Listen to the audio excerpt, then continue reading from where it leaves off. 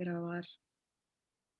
Muy bien. Bueno, muy buenas tardes a todos. Muchas gracias por estar acá para esta charla Sembrando y Tejiendo Comunidades de Agua. Es un grandísimo gusto hoy tener con nosotros a Alejandra Ortiz de Ceballos y a Jorge Clavijo, que son dos colaboradores del proyecto Entre Ríos. Unos 2 años y bueno, la idea de hoy es poner en diálogo dos cuerpos de agua, uno en la ciudad de Lima, el Canal de Surco, donde Alejandra viene trabajando desde 2019 en un proyecto multidisciplinar, pero desde las prácticas artísticas. Ale es artista graduada en escultura de la Pontificia Universidad Católica de Lima. Y a través de su proyecto de colaboración con la comunidad, ha ido experimentando diferentes técnicas de profundización sensorial, si se quiere, y narrativa en la vida del Canal de Surco, un cuerpo de agua con muchísima historia de la cual nos va a contar el día de hoy. Y tenemos también a Jorge, que nos va a compartir experiencias de la Escuela de Pensamiento Ambiental en la vereda del Charquito, en la cuenca del río Bogotá, en las afueras de la ciudad de Bogotá, en la municipalidad de Soacha. Otro cuerpo de agua con una vida compleja, también un cuerpo de agua urbano, con problemas de contaminación, con una historia larga de intervenciones tecnológicas, que también vamos a conocer un poco en su presentación del trabajo comunitario, ambiental. Y pues ahí conversar un poco sobre cómo se hace, ¿no? Comunidad alrededor de los ríos. Sabemos que los ríos son los escenarios pues, de las bases de la civilización humana, y también hoy día pues, son una de las evidencias de los impactos contaminantes que vamos teniendo, ¿no? en las cuencas. Entonces, esta es la temática de hoy. También nos interesa un poco explorar estos cruces, ¿no? entre trabajo de activismo y trabajo de arte, de cara a este proyecto y un poco las colaboraciones que han surgido, ¿no? a raíz de generar esta red. Entonces vamos a tener dos presentaciones. Ale va a comenzar con el canal de Surco y va a compartir un poco su experiencia. Luego vamos a ver juntos un extracto del video más largo que está en la página de la parte digital de esta exposición. Y pasaremos directamente a la presentación de Jorge para que también nos muestre unos videos del trabajo que se está haciendo en el Charquito y nos hable un poco de contexto, de manera que ya hacia el final de la tarde podemos confluir un poco y abrir a preguntas y comentarios con los dos.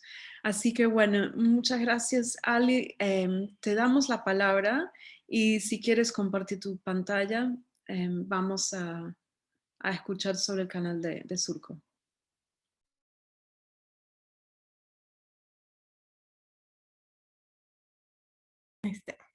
Hola, ¿qué tal? Buenos días.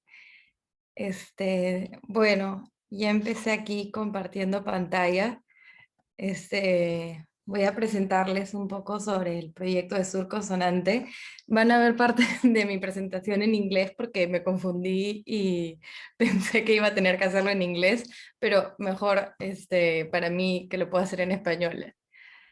Este, mm, bueno, voy a comentarles hoy día sobre el proyecto Surco Sonante, que es un proyecto que realicé en colaboración con José Arizpe Tejada, que es un compañero mío peruano, también artista, en el 2019. Surco Sonante es en realidad un cuerpo de obra grande de investigación, como menciona Lisa, sobre el canal de Surco, pero en esta oportunidad voy a hablarles más que nada sobre el trabajo comunitario que se dio con los vecinos al canal. Es un proyecto que ahonda en en las cartografías comunitarias a través de los lazos sensibles y sensoriales alrededor del Canal de Surco. El Canal de Surco es un canal prehispánico que tiene 2000 años de antigüedad, que fue lo que permitió, junto a otros canales, también fertilizar el Valle de Lima, y que continúa haciéndolo, solo que ahora ya no lo vemos porque está enterrado bajo la ciudad. De hecho, solamente el 25% del canal, que mide 29 kilómetros, es visible, el resto del canal está bajo la ciudad.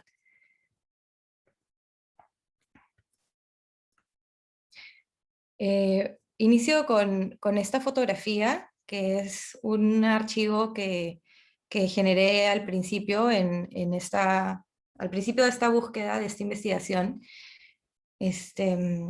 La primera vez que escuché sobre la existencia de este canal, recuerdo que fue a través de la radio, y me sorprendió mucho no conocer que existía, y sorprendió más luego conocer que mucha gente no supiera que existía. De hecho, el canal de Surco antes se llamaba Río porque estaba completamente expuesto, y además que era mucho más grande, y ahora es un canal y mucha gente no sabe de su existencia, ¿no?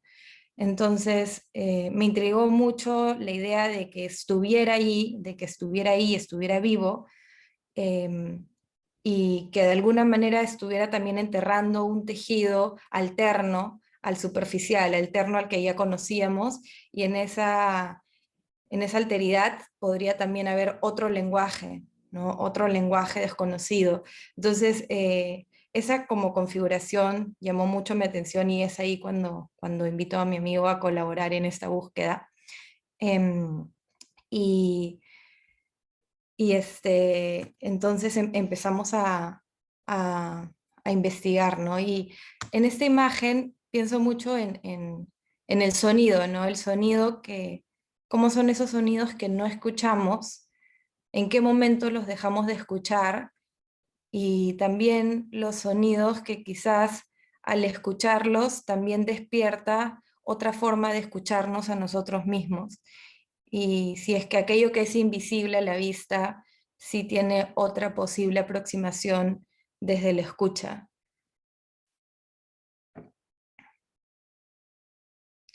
Entonces empezamos a hacer estos recorridos desde el inicio en el río Rímac hasta Chorrillos, y en realidad fue un proceso complejo porque no todos los mapas están actualizados, e incluso como toda la ciudad se ha construido por encima, no puedes realmente hacer el recorrido completo, sino que hay como intersecciones, y los pequeños como puntos donde sí éramos capaces de ubicar una estación donde podríamos recopilar el sonido, terminaban siendo como una evidencia, un testimonio de ese organismo oculto, ¿no?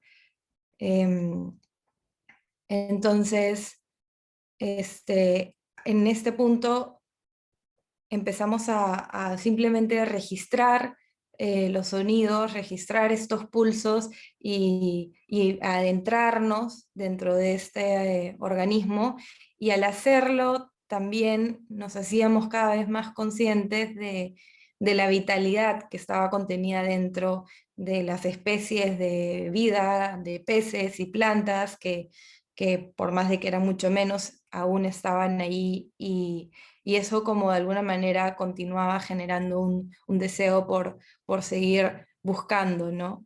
Y a veces era casi que como que esa insistencia por encontrar, y ese recorrido a pie, fuera también un río en sí mismo de voluntad o de deseo en esa ausencia em, del recorrido.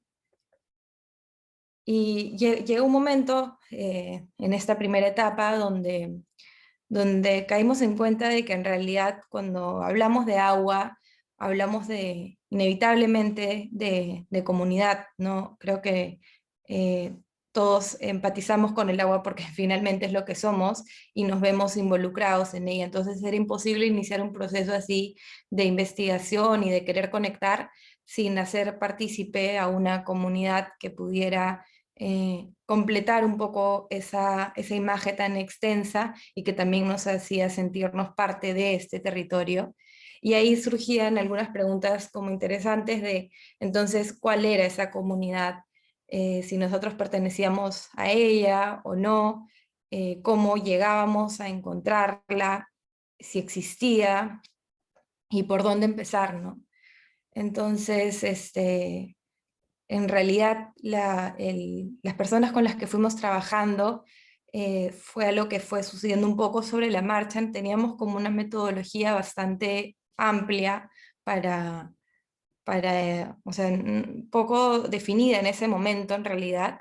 Este, y en los opuestos de la ciudad, en los márgenes, en el final, en este caso, imágenes de Chorrillos, casi cerca a la costa, y en el inicio, en Rímac, en Ate, ambos son lugares de asentamientos humanos de migrantes de provincia que no tienen, o sea, que esos barrios no son tan antiguos tampoco. Se veía que había una relación como más estrecha con el canal y distinta igual, ¿no? En este caso, el canal está completamente expuesto y en Santa Anita, como ahora vamos a ver, está completamente enterrado. Y al final terminamos trabajando sobre todo con niños y con adultos mayores, con abuelos. Creo que en parte porque eran quienes estaban más disponibles los fines de semana, que era cuando íbamos, estuvimos yendo por 4 meses los fines de semana. Em, pero también porque creo que es una edad, o sea, son dos edades que tienen como aproximaciones distintas que se complementan, ¿no? O sea, hay en la edad adulta mayor como están todas las memorias y todos esos recuerdos de la transformación y de lo que ha significado el agua en sus vidas, y en los menores está también la imaginación, ¿no? Entonces, por ejemplo, es el otro extremo en Santa Anita, donde no podíamos ver el canal, pero estaba ahí y todavía podíamos escucharlo y abstraernos, ¿no? Entonces, antes de mostrarles la versión resumida de este documental, este, quería hablarles de estos 3 verbos, que son verbos a los que he llegado reflexionando un poco a partir de este proyecto y también de proyectos anteriores y posteriores, que tienen que ver como con una disposición a estar, em, que es escuchar, resonar y tejer. Y para escuchar, creo que tiene que ver con, o de la manera en la cual lo comparto aquí, eh, son 2 cosas, ¿no? Por un lado es una disposición desde el cuerpo a enfrentarte a la realidad, no desde la vista como esa, como el sentido que hemos priorizado siempre, sobre todo desde el occidente, sino a atrevernos a escuchar como otra vía de acercamiento a la realidad.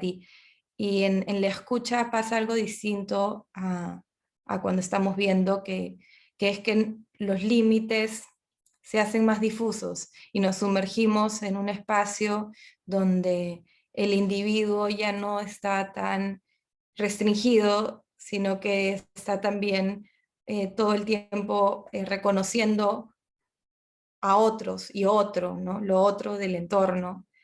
Y es como otra manera de estar, y una manera de estar finalmente también más en el momento y en el presente, y de experimentar esa realidad de una manera como más corporal, ¿no? Y en particular en este caso, y creo que por eso es que ese verbo como ha cobrado importancia en mis procesos también, yo y Josué nos íbamos dando cuenta que cuando hablábamos con un vecino sobre el canal y solamente lo hablábamos, como la conversación tenía límites o sea, como que estaba de alguna manera emplazada o, o hacia un pasado pero con límites, o hacia un futuro pero también con límites, y cuando escuchábamos el agua y partíamos desde esa experiencia, el terreno se cambiaba por completo y se amplificaba, y ya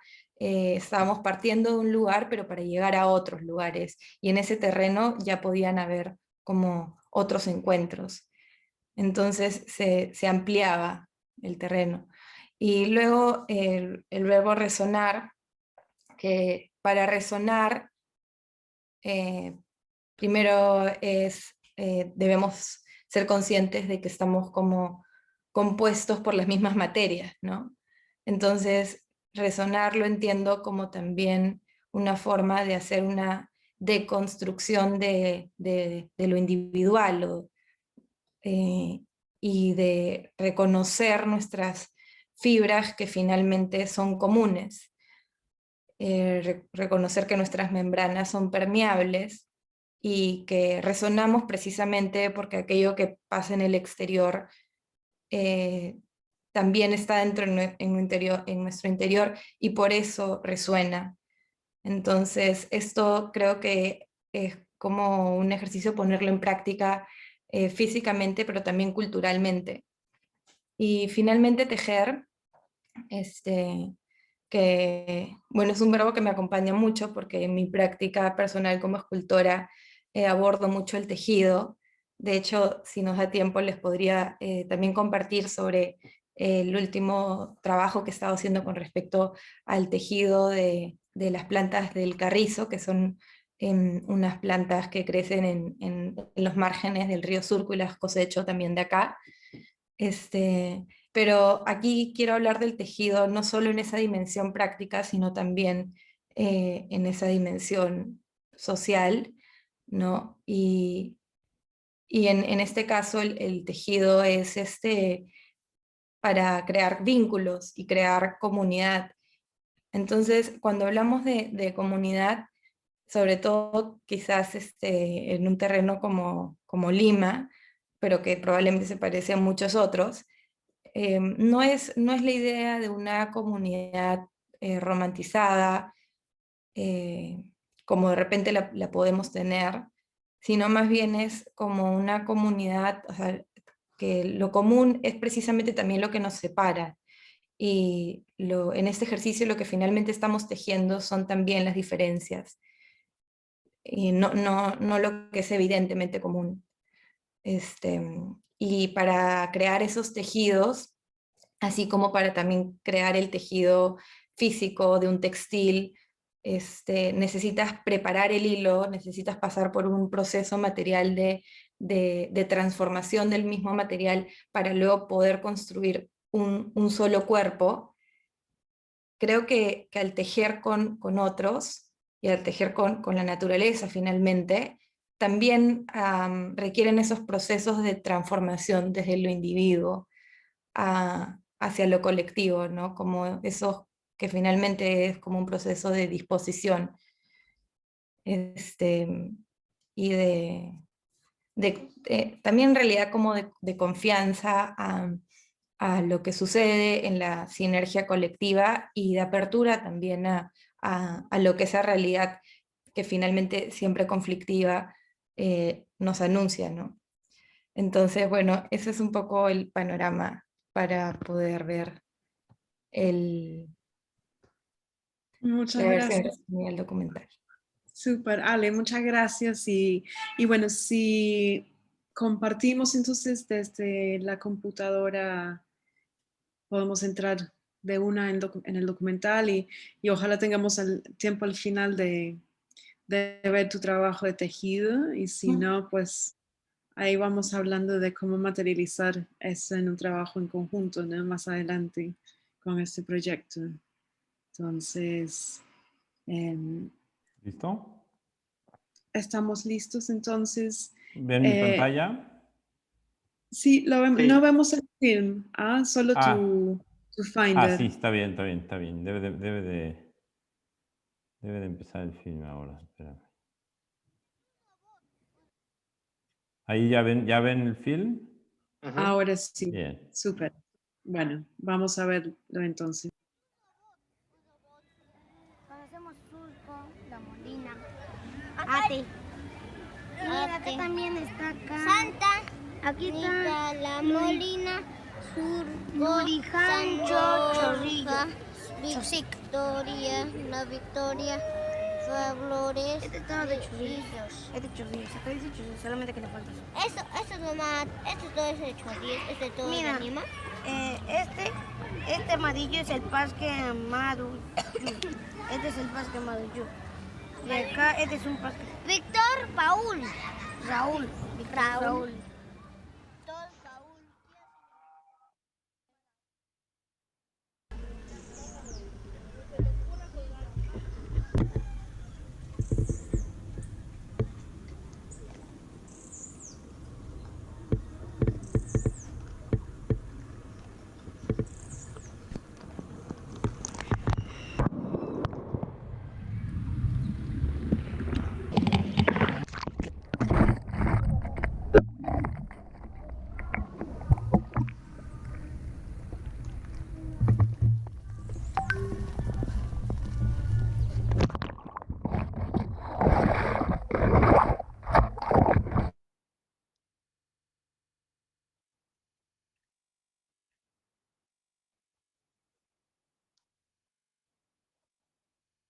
¿Se cortó?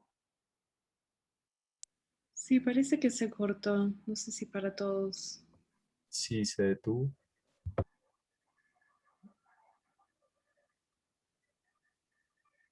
No sé si, Emilio, ¿estás ahí o si no, yo lo comparto? Sí, creo que cuando puse el full screen, ahí ven, A través Sí. de esto yo te puedo ver. cuando pongo el full tú me puedes screen, no ver, sé. Y a través de eso ustedes dos se pueden ver. Entonces el canal ¿Puedes es algo. volver?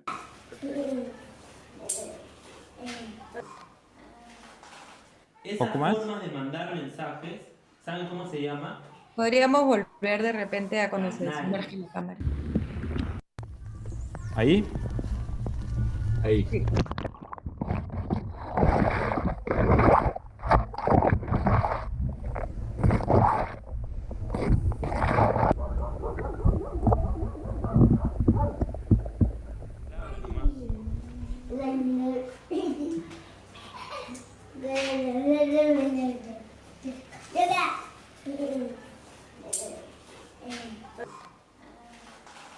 Esa forma de mandar mensajes, ¿saben cómo se llama?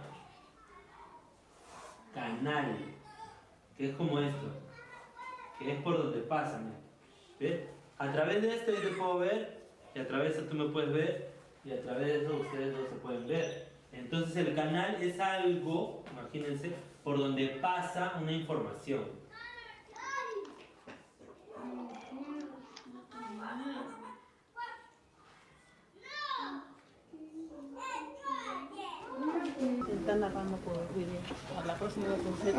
¿Cuál es su nombre? ¿Cuál es su apellido? ¿Cuál es su edad?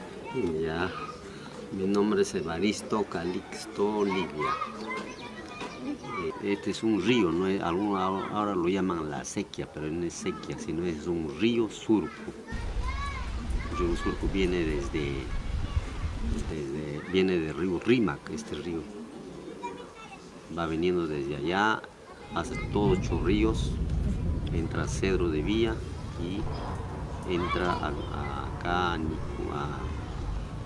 pequeños agricultores, luego se va a la playa, se va a la playa. Bueno, desde que uso de razón, el agua antiguamente venía pues, cristalino, inclusive acá se bañaban los niños, ¿no? Había pescaditos de colores, pescado así para peceras, entonces los niños se dedicaban a la casa pues para poner en peceras, ¿no? Pero después a raíz que hubo las invasiones y bueno, pues cuando hay invasión no hay baño, no hay y la gente ya empezó a hacer sus conexiones pues, ¿no? Clandestino y el agua ya fue pues ya desaparecían pues, los peces.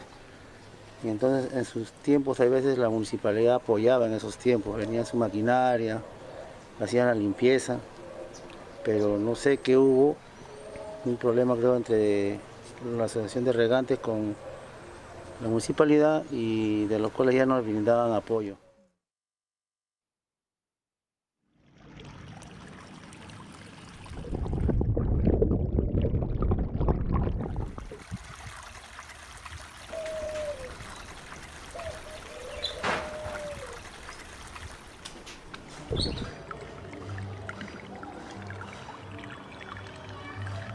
La primera sentí como algo. El último es como si estaba cayendo del grifo potito. Que se está ahogando. ¿Qué está ahogando? Mira, un niño que se está ahogando. Lo que estaba ahogando, ¿sí? Lo que se metió por Es popó.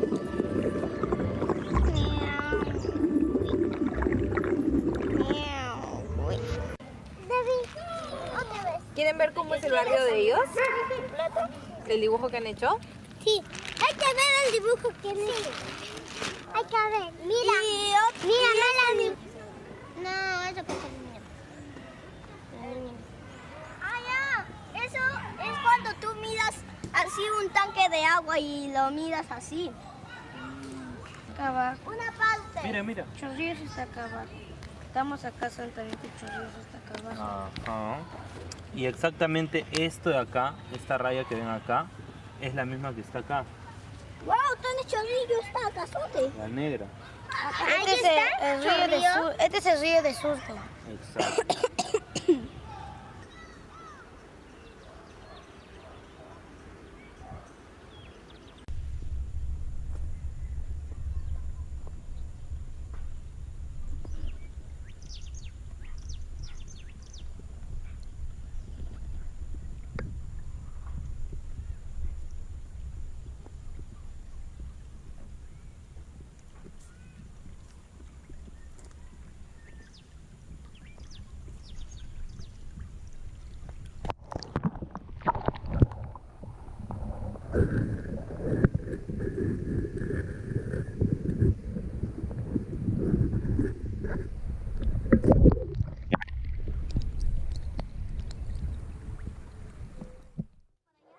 No, es que el mundo siempre va a girar, pero como el mundo siempre gira, todos caminamos, todos nos movemos. El sonido nunca va a parar, nunca va a dejar de parar, porque el mundo sigue girando, girando y girando.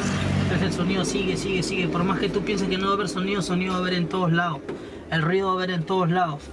El río es el aire que está pasando, el río es el agua, el río es el carro, el río soy yo, el río es cuando chanco esta moto, el río es todo lo que vamos a hablar, lo que está hablando ahorita en mi boca. El ruido es absolutamente todo. El ruido nunca va a dejar de existir, siempre va a existir hasta el día que nosotros no estemos aquí. Y aún así, porque creo que donde estemos, nos encontremos, cuando nos vayamos de aquí, va a haber ruido igual, ¿sí o no? Entonces, el río no para, sigue girando.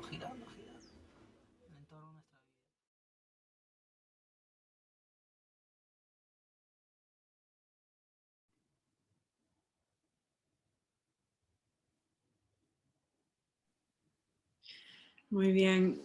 Bueno, gracias Ale por compartir. Vamos directo entonces con los videos de Jorge. Nos teletransportamos al río Bogotá desde Lima y creo que Emilio, tú tienes los videos. ¿Perdió? Sí, los tengo, pero quería ver si ahí...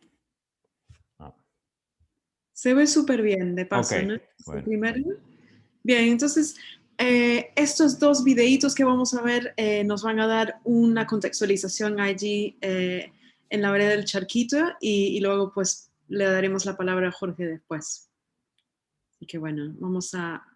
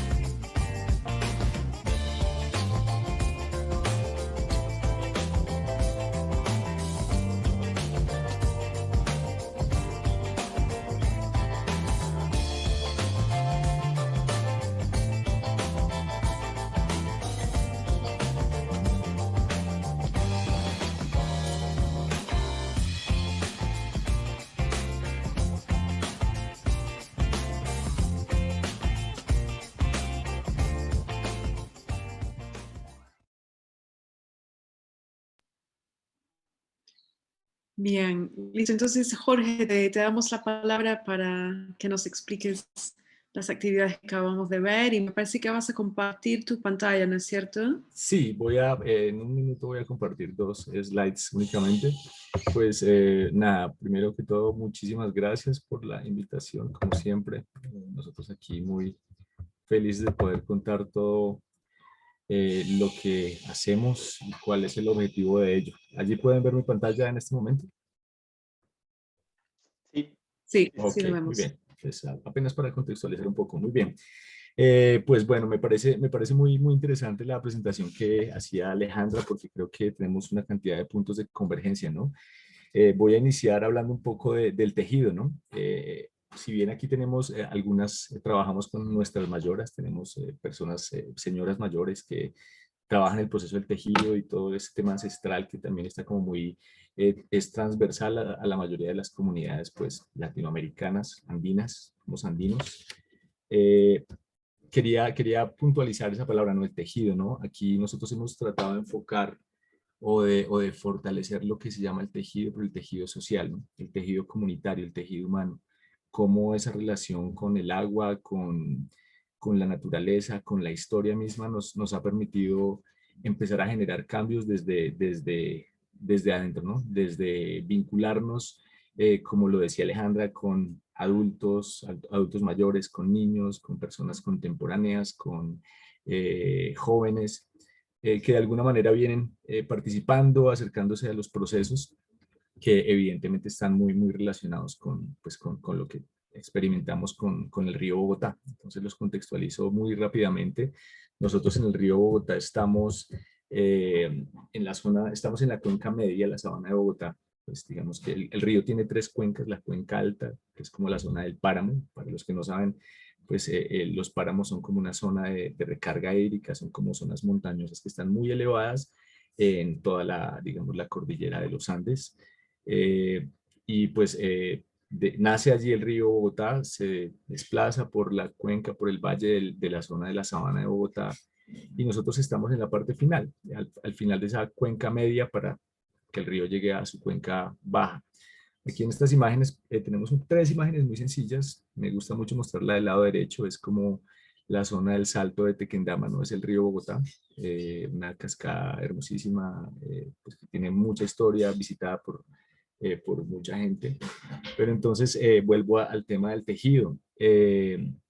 Estas comunidades nacen puntualmente con esa hidroeléctrica que vimos en el video inicial, ¿no? Por allá a principios del siglo XX. Aunque toda la comunidad en general venía por gente, como era muy cercana a la zona, gente de la zona, pues esta relación, digamos que es el enclave principal para que todas las comunidades tengan una cantidad de dinámicas históricas durante todo el siglo XX. Y hoy día podemos con toda certeza encontrarnos a los descendientes de estos procesos, incluyendo a toda la gente de la Escuela de Pensamiento Ambiental y de Paz del Humedal El Charquito, que es la organización con la que trabajamos. Y ese tejido nos parece muy importante. Si nosotros logramos cambiar el paradigma, logramos generar ese interés, ese compromiso por parte de los principales afectados, que somos nosotros, pues podemos lograr una cantidad de cosas muy importantes que nos permiten tener hoy en día o poder mostrar este tipo de trabajo que venimos realizando, ¿no? Veían en el segundo video que se presentó como un proceso ahí de trabajo, o incluso algunos activos del ejército que son, pues por aquí cerca hay una base y digamos que ellos están muy vinculados a procesos también ambientales, entonces eventualmente nos apoyamos con ellos, a veces el trabajo es muy demandante y nuestro objetivo es básicamente como conservar la microcuenca y algunas otras microcuencas que también alimentan al río Bogotá o al río Funza, que es su nombre originario en lengua originaria del pueblo muisca de la sabana de Bogotá. Entonces, gran parte de este trabajo está enfocado en fortalecer ese tejido humano y lograr que ese tejido se direccione puntualmente a procesos que ayuden a la conservación, en donde utilizamos un eje transversal a todo, que es pues el arte, ¿no? El arte es muy importante dentro de todos los procesos que llevamos a cabo, desde la música, desde la pintura, desde vincular a personas de todas las edades con el objetivo de identificar, reconocer y valorar lo que tenemos, los valores ambientales que tenemos, aún con la condición lamentable del río, ¿no? Yo miraba las imágenes del documental del fragmento del documental que nos enseñaba Alejandra, y tenemos mucho en común. Digamos que Bogotá tiene las mismas situaciones, ¿no? Como un poco se le ha dado la espalda al río, el río que ha sido el eje y la estructura de la vida de la ciudad y pues de toda la región, termina siendo un espacio al que se le da la espalda, ¿no?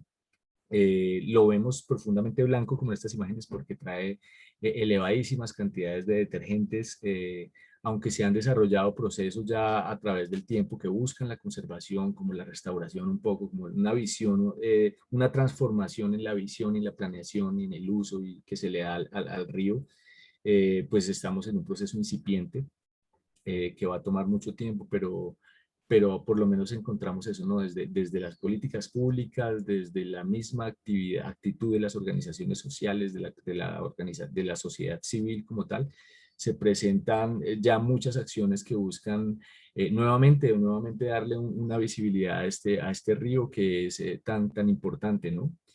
Dentro de esos procesos que nosotros promovemos para la protección y la conservación de este tipo de ecosistemas, como les mencionaba en principio, están los ecosistemas de páramo.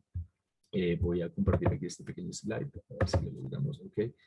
Entonces, el páramo de Sumapaz, así para hacer una contextualización muy superficial, es el páramo más grande del mundo.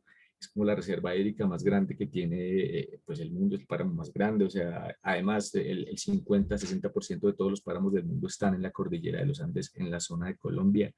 Entonces, siempre se ha hablado mucho de que Colombia es un país potencialmente rico en agua, en recursos hídricos, y eso en la actualidad está empezando a reevaluarse de una manera bastante seria, porque encontramos que pues con el nivel de degradación que hemos logrado en estos ecosistemas, hemos también logrado cambiar esa percepción, ¿no? Entonces, sí hay agua, pero agua en muy mal estado, con una afectación sobre todo por los malos diseños de las comunidades, por una visión occidental del desarrollo, ¿no?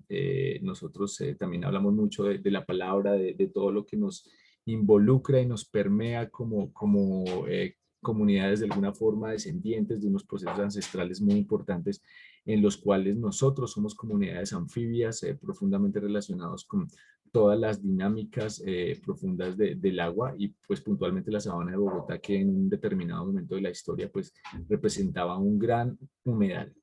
Entonces, lo que venimos adelantando desde diferentes actividades con la institución, con las autoridades ambientales, con las comunidades, con los colegios, es precisamente visibilizar, buscar la protección, la conservación y en alguna medida aportar desde la restauración. Entonces, en estas imágenes les comparto muy rápidamente, pues hemos hecho procesos de siembra como de reforestación en las zonas de páramo.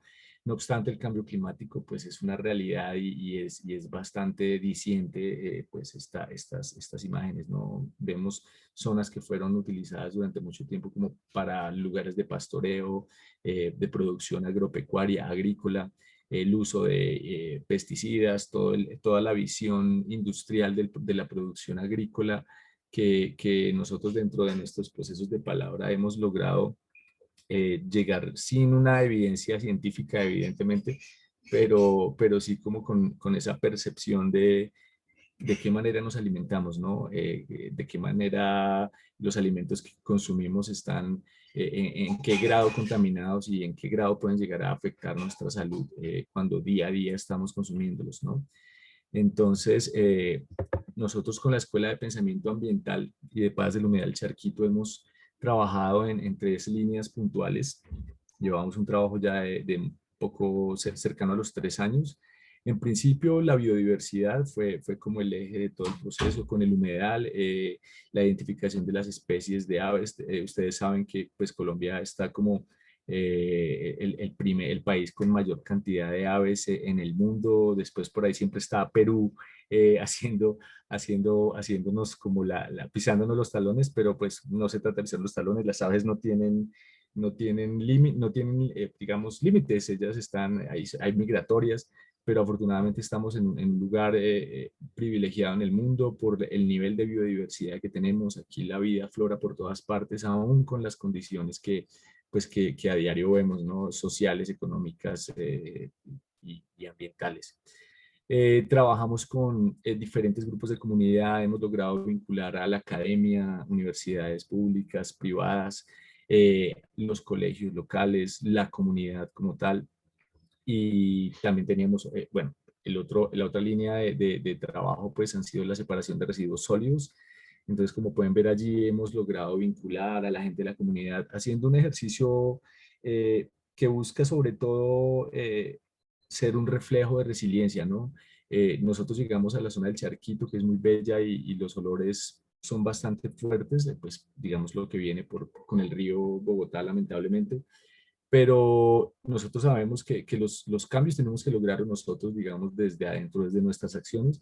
Y ha sido un proceso largo, pero afortunadamente tenemos una comunidad que tiene ese tejido, ¿no? Es un tejido bastante fuerte, nos unen los lazos familiares, los lazos históricos, nos une el amor por el territorio, nos une una cantidad de artistas, profesionales, mayoras, niños, todos participando activamente de todas las sí, actividades, valga la redundancia, pues, que promovemos.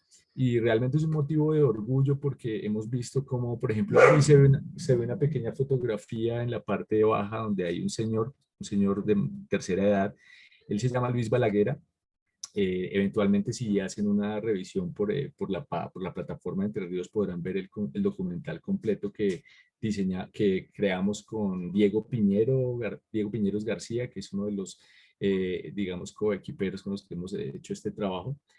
Y pues él tiene 101 años y está profundamente lúcido. En este documental podemos encontrar sus memorias con la de otros adultos mayores que nos hablan sobre cómo era esa relación con el río, cómo el río era la estructura de la vida, cómo el río era el lugar de pesca, de encuentro, y de repente el proceso de desarrollo y la visión occidental de un día para otro empezó a deteriorarlo al punto de ya no poder ni siquiera tomar sus aguas para lavarse las manos, ¿no? Es lamentable.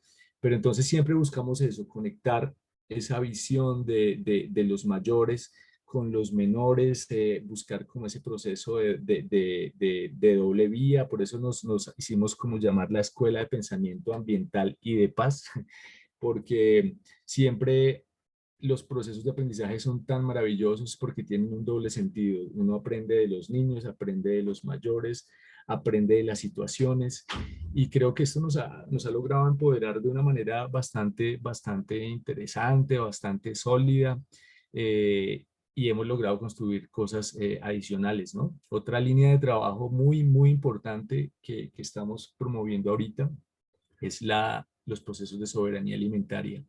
Desde el principio hubo un proceso, digamos, como de las huertas caseras, apoyado un poco también por la visión de la empresa privada. No obstante, el tema, la pandemia y la participación de profesionales que tenemos aquí en la Escuela de Pensamiento Ambiental nos ha permitido empezar a tener una visión un poquito más orgánica de producir, ¿no? De producir alimentos. Pues en este momento voy a hacer un pequeño comentario. Pues hay una situación compleja en Colombia, compleja por los paros y todo esto. En el lugar donde nosotros estamos ubicados, digamos que con los bloqueos que se realizan, quedamos literalmente limitados. Entonces empezamos a ver cómo los precios aumentan y pues la especulación.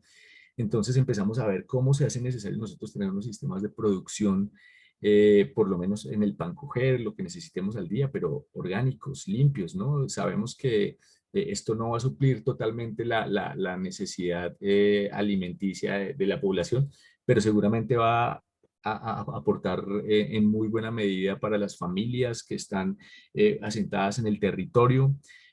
Nuestro objetivo es y será seguir entregando lo mejor, dando lo mejor para poder vincular más personas, generando conciencia, generando nuevos procesos históricos. Anhelamos que en los próximos 50 años lo que se logre, si llegamos a todo este tiempo, sea algo que quede para la posteridad, que pueda ser un foco de enseñanza, una plataforma de enseñanza, una plataforma de resiliencia, de resistencia. Y alguien, hace poco tuvimos una reunión muy interesante y alguien nos mencionó como algo sobre el charquito, ¿no? El charquito es un nombre muy chistoso, pero realmente estamos en una zona que, como vieron en el video inicial, pues el charquito se hacía un charco de agua muy grande, ¿no? Donde la gente nadaba, pescaba. Yo quisiera imaginármelo, pero desafortunadamente no tuve la oportunidad de conocer el río en unas condiciones limpias, ¿no? Ahora, importante, muy importante ver que esa visión occidental de desarrollo que tenemos también nos abstrae un poco de la realidad y las necesidades que tenemos en los territorios y nosotros como humanos, ¿no?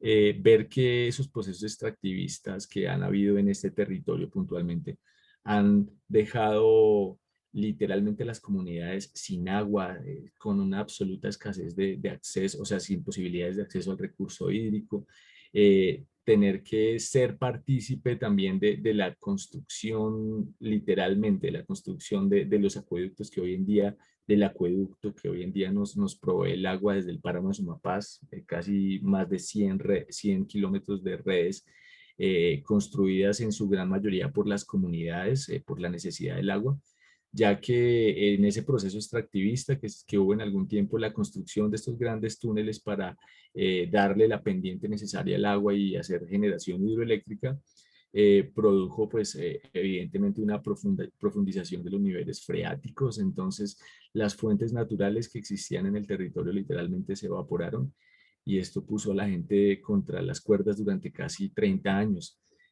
Por ello tenemos ese gran eje de trabajo en el humedal El Charquito, porque este humedal en determinados momentos terminó siendo el lugar donde se podía acceder al agua, donde había encuentro, porque incluso dentro de la necesidad las mujeres iban a lavar allí las ropas de la familia. Entonces el espacio se ha visto alterado, maltratado, pero básicamente por la necesidad de acceder al líquido, ¿no? Entonces, a mí me parece muy importante dejar esa reflexión. Muchas veces creo que nos hace falta tener un poco más de empatía con el suelo que pisamos, con el agua que bebemos, saber que, como lo mencionamos en principio, es lo que somos agua. Entonces, pues puntualmente eso es lo que quería comentarles y por supuesto enviarle un saludo fraterno y de mucho cariño y amor a todo el equipo de la Escuela de Pensamiento Ambiental. Todos y cada uno de ellos saben todo el trabajo y esfuerzo que hemos hecho y que seguiremos haciendo porque ahora estamos con el colegio, ahora estamos con más gente, mucha más gente se interesa de lo que estamos haciendo y damos pasos de gigante en un territorio mucho más gigante. Muchas gracias. Muchísimas gracias, Jorge. Súper, te vamos a pedir eso.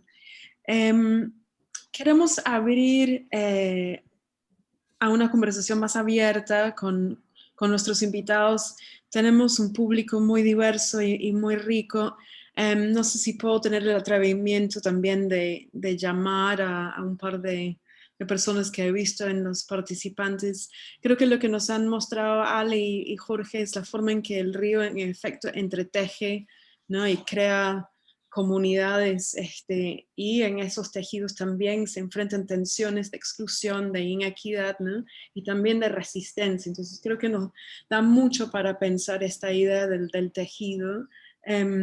Sé que en el público está el colega Gustavo Rojas, que es una persona también con lazos con Essex y digamos, algún trabajo de solidaridad con movimientos sociales que tienen que ver con protección de tierra en Colombia. Y bueno, justo estamos en un momento donde el país está atravesando una violencia bastante fuerte y no hay que pasar por alto esa realidad que también, pues, ¿no? Atraviesa las ponencias de ambas, ¿no? Digamos, estamos frente a unas situaciones de exclusión social, ¿no?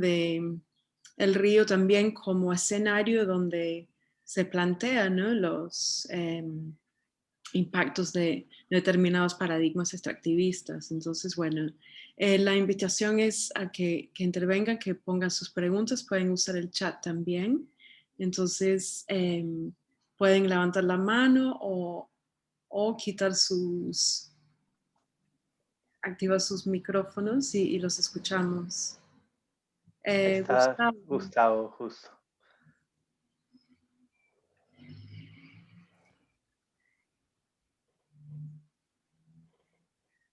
Hola Lisa, hola a todos. Muchas gracias por la presentación y por la reflexión que creo que es muy, muy urgente y muy, muy importante. Me interesa en las dos exposiciones eh, la relación que tiene el daño ambiental con el colonialismo y cómo ese colonialismo genera dos registros importantes en términos de la injusticia social, la exclusión social y la injusticia ambiental. Entonces ahí, ¿cómo entrelazar en nuestros países y en la agenda política esos dos ejes que son consecuencia del colonialismo? Esa sería mi primera pregunta. Y la segunda, sobre Soacha, pues me pareció muy, muy conmovedora. Es un caso que no tenía el honor de conocer.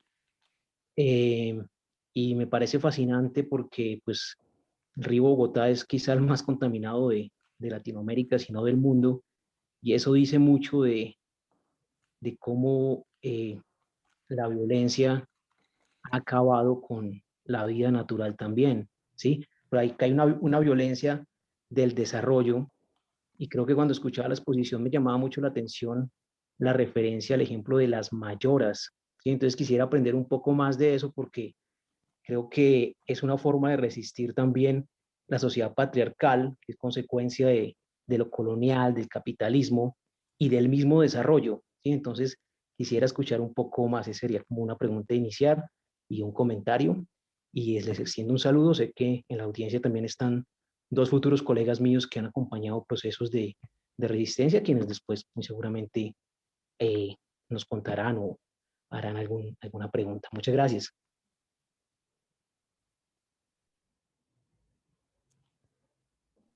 Si quieres, Alejandra, responder primero.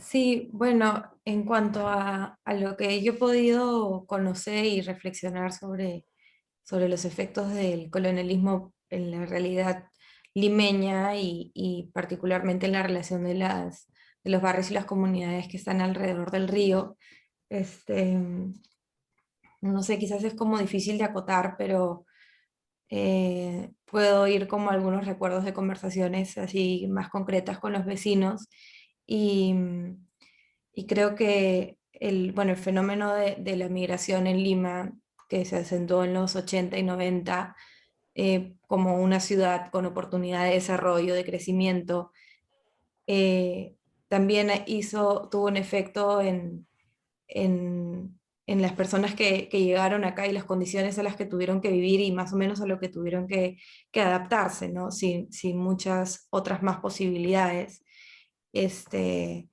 Por ejemplo, en Chorrillos recuerdo que siguen habiendo viveros, que es una alternativa con la cual generan ingresos, pero todo eso antes era chacra y muchas de las personas que llegaron a sentarse ahí pudieron continuar con sus conocimientos de la tierra en ese lugar para poder continuar con sus vidas. Y en algún momento eso ya no fue posible, ¿no?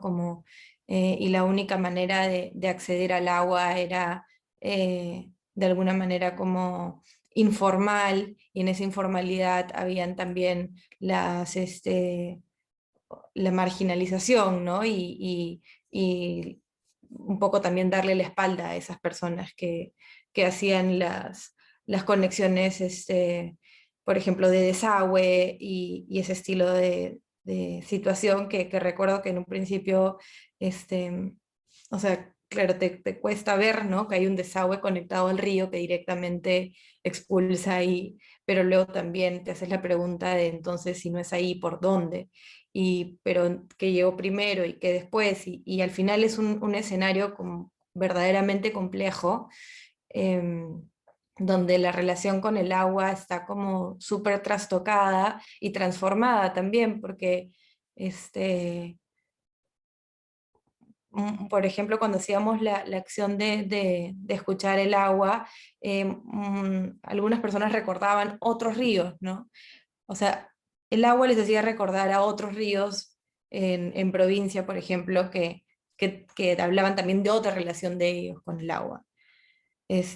Y yo me pregunto también para alguien, o sea, para mí, por ejemplo, que en verdad nunca he vivido cerca de un río, sino que he visto siempre un río contaminado, y poco, igual, es como extraño también imaginarlo, ¿no?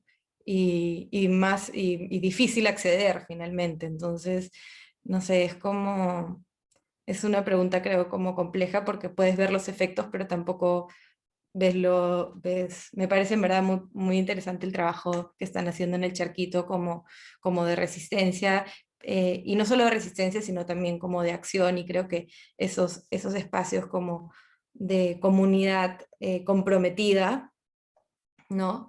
Donde hay un trabajo al final interdisciplinario, eh, no sé, plantea como un horizonte interesante, ¿no?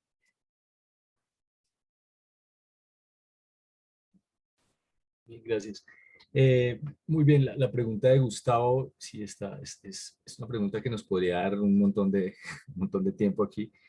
Pues bueno, puntualmente Soacha, la relación desde la colonia, a mí siempre me gusta pensar un poco en cómo fue ese pasado, ¿no? Nosotros estamos en una zona que está, digamos, por este lado está el páramo, la zona de páramos en la cordillera oriental, ¿sí? Y a este lado donde termina Soacha y la sabana, pues, está aquí en la mitad, está el borde de la cordillera donde hay una zona de bosques de niebla, ¿no? Entonces, los bosques de niebla, digamos, son supremamente escasos en el mundo. Hay algunos lugares que cuentan con estas zonas. En Colombia, pues obviamente por sus características, seguramente Perú también los tiene, creo que sí los tienen, evidentemente.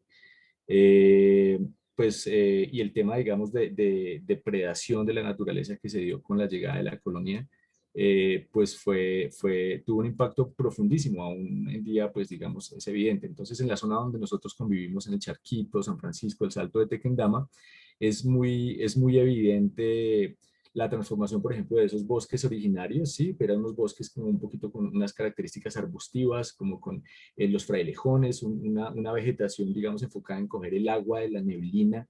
El agua se queda en esas vellosidades de las plantas y escurre por el tallo al suelo, entonces es como si hubiera una lluvia constante. Aquí me gusta mucho ver el río, yo hablo del río también que va por el aire porque siempre nos pasa después del mediodía, de las 3 de la tarde, tenemos a veces unas mañanas profundamente soleadas y las tardes la neblina sube con una fuerza, entonces yo hablo como del río que va por encima, que es muy hermoso.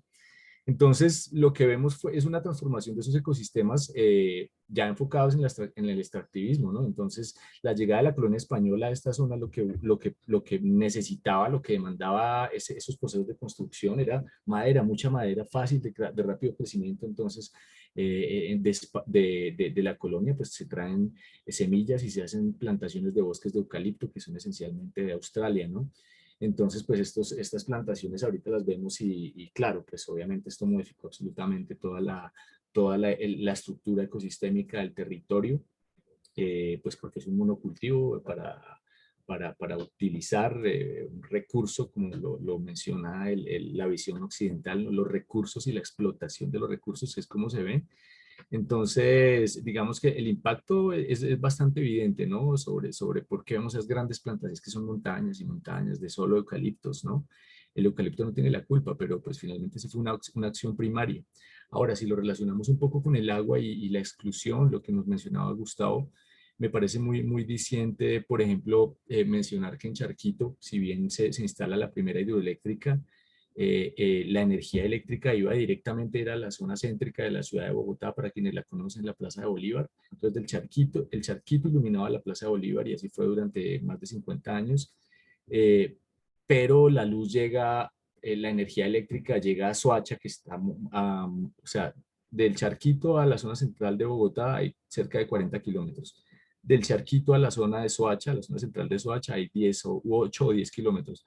Entonces es muy diciente que Soacha, siendo una comunidad un poco más indígena, no habitada por digamos, estos descendientes criollos de los españoles que se asentaron en la zona central, sino era más bien una comunidad como de campesinos e indígenas, mestizos, pues la energía eléctrica llega cerca de 20, 25 años después, ¿no? Entonces eso nos dice mucho de cómo también los procesos de extractivismo generaban, pues eran exclusivos, eran excluyentes porque buscaban era enfocarse en donde había los centros de poder que podían generar riqueza de ello, ¿no? ¿Cómo explotamos el río? Pero ¿quién puede pagar por esa explotación? Y yéndome un poco ya al tema de Soacha y de las mayoras, pues bueno, como pues ustedes lo saben, nosotros últimamente hemos venido acotando mucho un trabajo muy bello con compañeros de la MISAC Universidad, que es una comunidad del Cauca. No sé si vieron hace poco, hubo unas primeras, ¿cómo se dice?, demoliciones de unas estatuas de unos esclavistas y colonialistas. Entonces esto empezó a darse en la zona del sur del Cauca, con unas comunidades que tienen muy claro cuál es su visión ancestral del territorio, su visión ancestral de la existencia, y empezamos a trabajar con ellos, sobre todo en procesos de la cuenca del río Bogotá, ¿no? Tendría que mencionar a nuestra compañera Jennifer Puyuma y Eider Calambas, que son maestros de la MISAG Universidad, con quienes tuvimos la oportunidad de empezar a tejer todo este proceso también relacionado con las mayoras. Nosotros tenemos nuestras mayoras y realmente nosotros vemos el charquito y el gran poder, la gran potencia en la existencia, en el trabajo, deviene de las mujeres. Son las mujeres, y eso hay que decirlo abiertamente, son quienes crían, quienes sacan adelante las familias, quienes mantienen la casa, quienes en muchos casos están solas, pero aún así participan activamente en los procesos, estudian, se forman, tejen, dibujan, pintan, cantan, trabajan. Es un proceso maravilloso. Entonces, cuando hablamos de las mayoras, pues esto viene mucho de esa visión, ¿no? Esta visión ancestral que tienen los pueblos originarios de América, ¿no? En donde realmente la mujer, con ese proceso y esa visión colonial, pues ahora como que empezó a excluirse, ¿no? Entonces ahorita vemos es otra vez una lucha de reconquistar un poco esa posición que la mujer de alguna manera perdió dentro de esa visión colonialista de la existencia, ¿no? Entonces, en esencia, las mayoras son esas mujeres que tienen todo este conocimiento, que es de muchas formas, de muchos colores, de muchos tamaños, y con quienes realmente todo el tiempo estamos aprendiendo de una manera impresionante, y por eso nosotros las mencionamos como nuestras mayoras, poseedoras de la palabra, poseedoras del conocimiento y de la fuerza. Gracias a ambos. Tenemos, justo le ibas respondiendo un poco a la pregunta que tenemos en el chat de Eulalia, que preguntaba para los dos, ¿no? Que cómo fue el primer paso para trabajar con la comunidad, ya pensando en las mayores y en las niñas. Me gustaría dejarles con esa pregunta, a ver si Ale quiere agregar algo, pero también Marinela Díaz, que está con la mano para hacer una pregunta o intervención. Te invitamos también a plantear la pregunta, Marianela, si estás. Sí, aquí estoy. Hola, ¿qué tal? Gracias por esa presentación tan interesante. Escuchándolos y viendo las cosas me ha hecho pensar en lo interesante que son los ciclos de aprendizaje que proponen los territorios, ¿no? Porque me quedé pensando en esto del ruido que sigue y sigue como una continuidad, ¿no? Del río y de la vida, y que en efecto el planeta sigue y el territorio sigue en unos procesos que pensamos, ¿no? Como en estos estados prístinos del entorno como estados ideales, pero, o sea, toda la extracción y modernización que ocurrió después también vino a dar respuesta a unos estados de precariedad. A ver, disculpen si no se coincide con la historia de esos lugares, lo digo desde mi lugar acá en Venezuela, y desde particularmente Maracaibo, que es mi ciudad y tiene un lago, el más grande del país, y historia por la actividad petrolera, ¿no? Que ahora como un lago súper contaminado, no solamente por la propia actividad, sino porque hay una contaminación hídrica que lo volvió salobre, etc. Pero al mismo tiempo, todo el desarrollo que permitió, o sea, es contradictorio porque todo este desarrollo que permitió la explotación del petróleo, toda la riqueza y toda la modernización, que eso posibilitó, a la vez nos permitió como desarrollarnos culturalmente de una manera tal que estamos en este momento con la conciencia suficiente para poder entender y actuar sobre esta nueva situación. O sea, este es el entorno. Volvemos a un estado de precariedad del que estamos intentando salir y bueno, nada, que me parece muy interesante eso, cómo el territorio plantea ciclos de desastre y necesidad de reconstruir y que es también una manera de reconstruir vínculos, ¿no? Entonces, bueno, nada, ese comentario quería compartir. Gracias. Gracias, Marinela. No sé si quieren responder o reflexionar acerca de eso.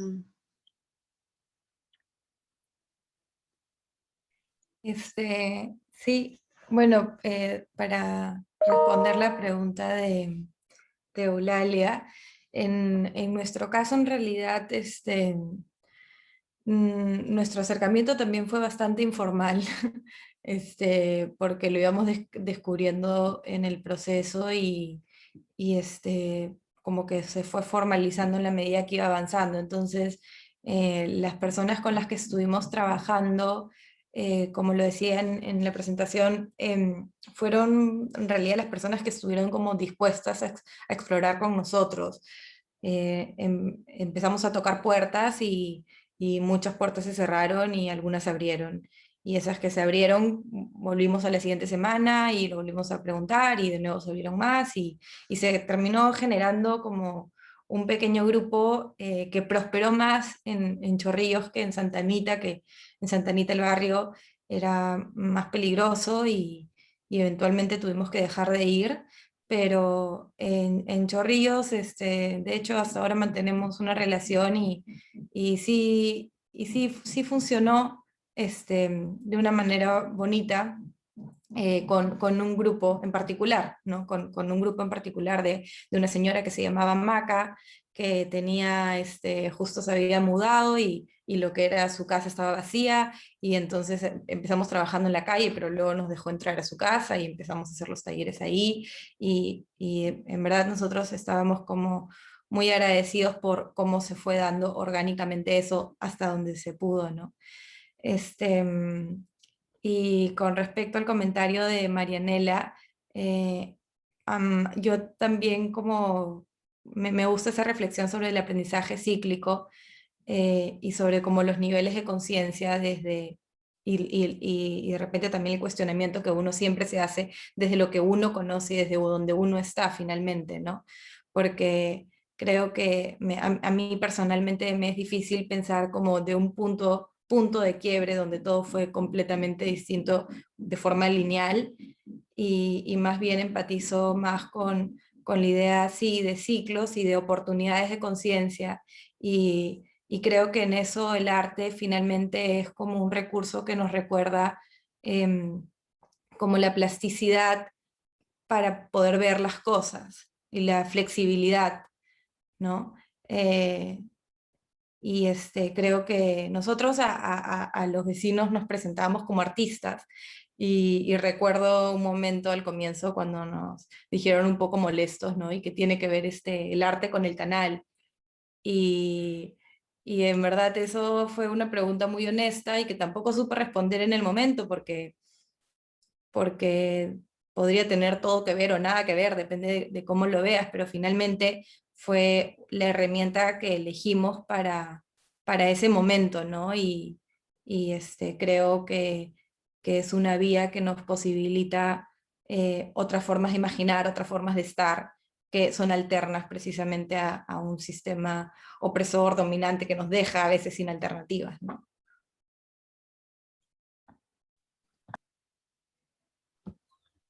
Muy bien, gracias. Listo, respecto a la pregunta, a la pregunta que nos hacía Eulalia, pues nosotros debemos decir que pues tenemos la fortuna, ¿no? Yo hablaba de ese tejido inicial, ¿no? Ese tejido ya estaba ahí, estaba un poquito ajeno de pronto por los devenires del tiempo, pero históricamente siempre hubo un proceso de un trabajo comunitario supremamente profundo, ¿no? Pues esa fue una comunidad que no tuvo, digamos, ha tenido muy baja inversión estatal. Entonces lo que hemos visto más bien son los procesos comunitarios, los caminos los ha hecho la gente, gran parte de los acueductos los ha hecho la gente, el acueducto lo hizo la gente, el alcantarillado lo hizo la gente, o sea, todo ha sido un proceso como muy de reunámonos, aquí funcionan mucho las juntas de acción comunal.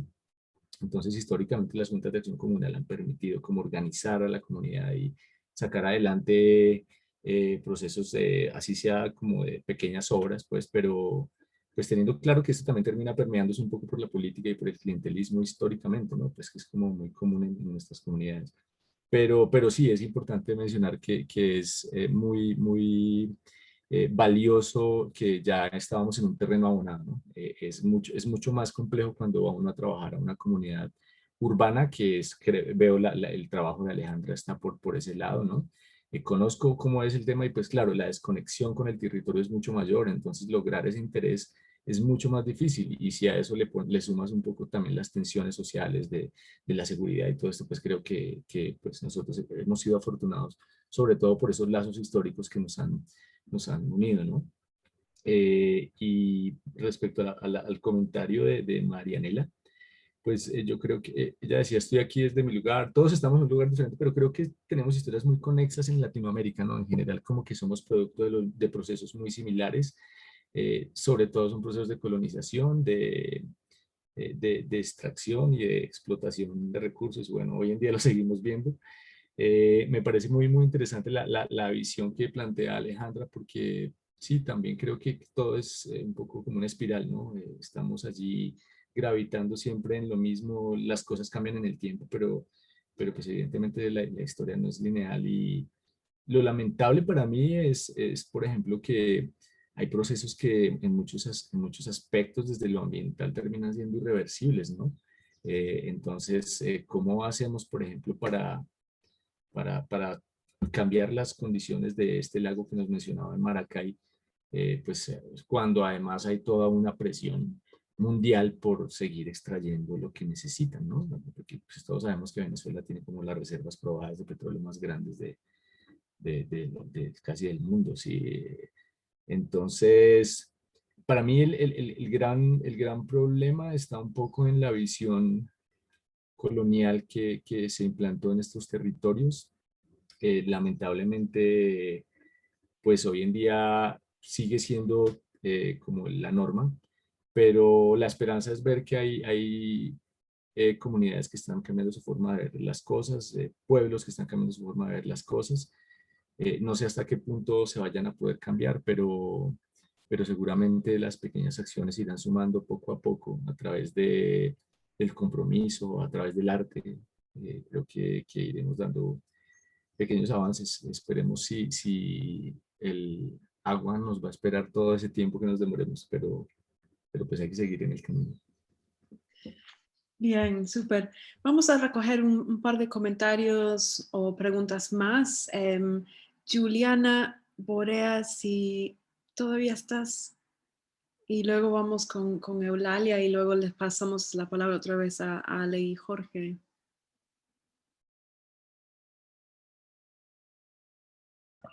Hola, ¿cómo están? Gracias por esta interesante presentación que han tenido. Me ha gustado mucho cómo Lisa también al comienzo habló de este diálogo, ¿no? De los cuerpos de agua.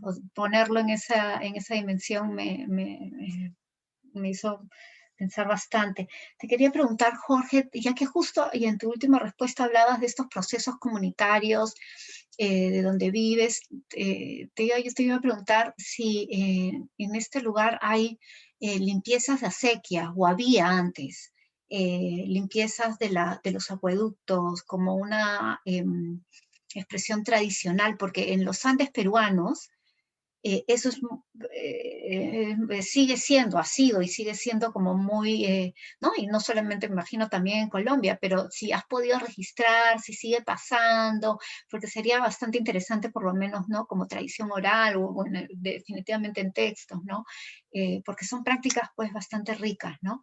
Y Alejandra, a ti te quería preguntar, bueno, yo nací en Cusco, en Surco, y viví ahí como 20 años y me acuerdo clarísimo, bueno, me acuerdo, claro, el río Surco y del canal de Huatica. Cuando has mencionado Huatica se me vino el nombre, no es que lo tenga presente, pero me triggers something. Y nada, y porque quienes a mí me hablaron del río de Surco y constantemente venían sus conversaciones, no era la gente efectivamente como tú dices, porque estaba como olvidado, ¿no? Sino eran los jardineros, y no sé si tú has hablado con ellos, o en todo caso los consideras como parte de tus informantes, o en todo caso te llamaría a que los tengas en cuenta, porque los jardineros ¿no? de las municipalidades tienen sus historias también, y yo me acuerdo del jardinero de Surco contándonos del río, y aparte el río pues como dices, ¿no? Está olvidado, ¿no? Subterráneo, pero a veces explota también, ¿no? Se hace evidente y se inunda y nos hace tomar conciencia que está ahí, ¿no? Me acuerdo inundaciones del río Surco, ¿no? Uno que se sale por las pistas, ¿no? Y está ahí. Entonces, claro, es esta cuestión de, está olvidado, pero en eso claro, o subterráneo, pero a veces explota y aparece, ¿no? Pero gracias por sus presentaciones muy motivadoras. A ver, si Eulalia, recogemos tu comentario o pregunta también ahora, sería súper. Ok, sí, hola a todos, gracias por las presentaciones. Solo son dos comentarios quizás, porque normalmente cuando se habla de comunidad suele referirse a comunidad de humanos, de humanos con humanos. Solamente invito a abrir la reflexión si no podemos integrar en el lenguaje, o por lo menos cuestionarnos si esa comunidad puede considerar en el lenguaje mismo y en las acciones mismas las cosas que no son humanas. Yo estoy segura que sí sucede así, pero invito a reflexionar también en el uso del lenguaje, porque tal como se expone, es como que la comunidad es de los seres humanos, tal como se entiende aquí, aunque en la práctica no lo sea. Solo eso, y no, hasta ahí. Iba a decir otra cosa, pero no me quiero salir tanto del tema. Es una invitación a ampliar el concepto de comunidad. Súper. Tienen la palabra Jorge y Ale para hilar en estas aguas. Bueno, esta vez voy a hablar primero, Alejandra, ya que mencionaba, ahí se me olvidó el nombre de la primera pregunta, la primera persona que nos preguntó. Juliana. Muy bien, muchas gracias. Bien, tú preguntabas un poco sobre el tema de los canales y de limpieza, pues creo que aquí es donde surgen cosas bien interesantes respecto a donde estamos ubicados, ¿no? La geografía de Colombia es bastante diferente al común de la geografía de todos los países latinoamericanos, ¿no? Estamos como donde nacen todas las cordilleras, entonces nosotros históricamente, ecosistémicamente, biológicamente, estamos fragmentados, ¿no? Entonces es muy diferente tanto los ecosistemas que encuentra uno en el valle de la zona del Pacífico, al valle del Magdalena o a los llanos orientales que colindan con Venezuela, muy diferente a lo que pasa en la Guajira, como lo que pasa en los Santanderes o al sur hacia el Amazonas. Entonces tenemos un país como muchos países dentro de un solo país, ¿no? Entonces, en ese sentido, cuando hablamos de esos procesos de los canales, yo creo que no sé si puedo estar equivocado, pero eventualmente los procesos de los que menciona Juliana tienen que ver también con ese proceso histórico, por ejemplo, del Imperio Inca, ¿no? Que ellos tenían un manejo de aguas y arquitectura como muy eficiente, también por las necesidades del territorio. Estoy hablando de algo por encima, sí, con el respetísimo de los compañeros de Perú, pero Colombia, digamos que Colombia lo que tenía es como muchas fuentes hídricas, entonces en su momento en el territorio, como les mencionaba, las fuentes eran naturales, entonces la gente eventualmente hacía ciertas zanjas y las movía hacia donde la necesitaba, pero no eran procesos grandes, ¿no? Esa construcción de ese acueducto que les mencionaba fue un proceso reciente, fue un proceso que se dio hace 25 años, en el cual, debido a esos procesos de extractivismo que les mencioné hace un momento, donde digamos, los niveles del agua se profundizan, pues las comunidades se vieron abocadas a tener que ir a ofrecer su trabajo porque, pues digamos que con los sistemas políticos y económicos que hemos tenido, pues no era viable decir, vamos a traerles un acueducto de 100 kilómetros porque es que por eso no hay recursos. Entonces, ¿qué hacemos? Hay procesos muy importantes que se han dado en el territorio, de los cuales me siento muy orgulloso porque he sido parte. Nos tocó ir, nos tocaba ir los fines de semana a las 4 de la mañana con nuestras herramientas a darle, y 200 personas en línea abriendo los canales, ¿no? Para meter después allí las tuberías, para traer el agua desde el páramo, ¿no? Entonces, no sé si eso de pronto responde a la pregunta que nos hacía Juliana. Creo que pues habría como que ubicar un poco, ubico la respuesta en mi temporalidad, ¿no? Previamente no sé. Y respecto a la apreciación de Eulalia, que me parece muy valiosa, muy valiosa, porque creo que tiene la razón, el uso de la palabra es muy importante, ¿no? Entonces es como, lo he insistido durante toda la presentación, los recursos naturales, un recurso es algo que necesito para utilizar, la explotación de los recursos, entonces desde ahí tenemos que cambiar un poco la visión. Respecto a lo de comunidades, es muy bello eso porque lo habíamos pensado alguamente, de pronto no de una manera tan fina, pues, pero en esencia es eso, ¿no? Como que identificamos que ese trabajo comunitario, vincular a todas las personas que están en el territorio, nos permite a través del arte sobre todo y del amor por el territorio, empezar a darle otra vez esa visibilidad, esa voz a esas otras comunidades que cohabitan y coexisten con nosotros. Entonces yo les mencionaba por el tema de las aves. Aquí todo el mundo sabe que hay aves, o sea, yo en este momento me gustaría sacar el computador y mostrarles. Hay aves, se escuchan por todo el tiempo, por todos lados, pero la gente pues sabía que hay aves y la gente de pronto decía, no, ese es igual a este, es igual a este, cuando de repente en ese trabajo que venimos haciendo identificamos que son más casi 90 especies en un perímetro de 4 o 5 kilómetros, ¿no? Pues es muy diciente, ¿no? Empezamos a identificar familias, subfamilias, patrones de comportamiento, patrones en el canto, patrones en los colores, en el plumaje, en una cantidad de cosas a que se asocian. Entonces, esto ha ido trascendiendo a través del arte, insisto, porque tenemos aquí también la participación afortunada de una artista que se llama Jenny Fuentes, que es ilustradora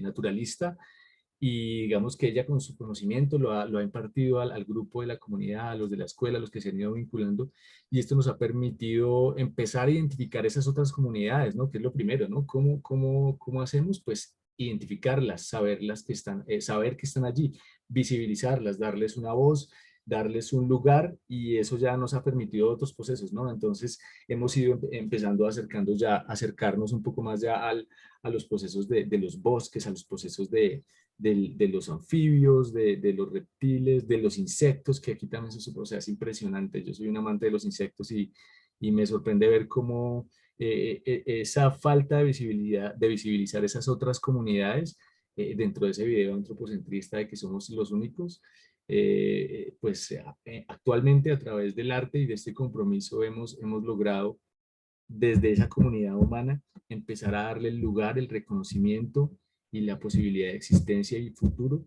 a esas otras comunidades que están todo el tiempo alrededor de nosotros y que eventualmente pasamos por alto. Entonces sí, es muy valioso, Creo que todos son procesos largos, son procesos que se van organizando, articulando, pero con total seguridad y con total certeza, lo que más me emociona es ver eso, ¿no? Cómo la comunidad humana local está empezando a visibilizar y a vincular dentro de su visión y dentro de su sentimiento a las demás comunidades que están ahí todo el tiempo volando a nuestro alrededor o arrastrándose a nuestro alrededor. Era eso. Bueno, pues yo quería, sí, hacer un breve comentario. Me parece bien interesante en ambos casos y en otros, como hemos discutido, sobre todo en bueno, Latinoamérica y en todos lados, en la historia del planeta, la relación tan estrecha entre infraestructura y los cuerpos de agua, en este caso, ¿no? Como en el charquito, viendo el documental, uno se da cuenta que es la historia de infraestructura de varios, viniendo de todos lados, ¿no? Y el reacomodo del cuerpo de agua, el reacomodo de la geografía, el reacomodo de las relaciones cotidianas, sociales, ¿no? Y me parece que en el trabajo de Ale, pues está muy claro la relación de la infraestructura, pero también surge otra cosa bien interesante, ¿no? Cuando pensamos en la infraestructura asociada a la modernidad y a las hidroeléctricas y a la extracción, al tren, pero también ahí hay una pregunta en términos de la gente se muda, ¿no? A estos asentamientos irregulares y pues tienen que conectar el desagüe, ¿no? Entonces hay una necesidad de infraestructura para también vivir dignamente, ¿no? Entonces hay una manera en la que me parece muy interesante si entendemos esa simbiosis, digamos, esa naturcultura, como dice Haraway,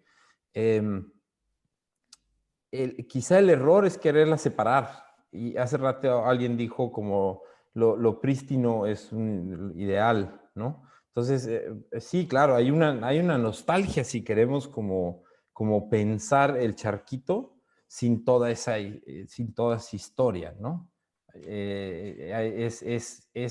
Es también, creo yo, como un problema pensar el Canal del Surco sin toda esa relación, ¿no? Entonces, ahí hacía la pregunta que no sé muy bien, ¿no? Ese es quizá lo que estamos haciendo, al menos como artistas, algunos, es como tratar de pensar cómo mejoramos esas comunidades no humanas, más que humanas, efectivamente, ¿no? No solo con lo natural y lo humano, sino con la infraestructura, ¿no?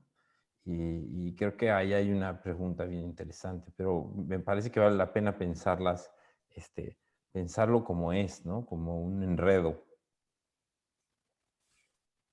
Sí, creo que, bueno, uniendo un poco el comentario de Emilio con la pregunta el comentario también de Juliana, sobre las infraestructuras,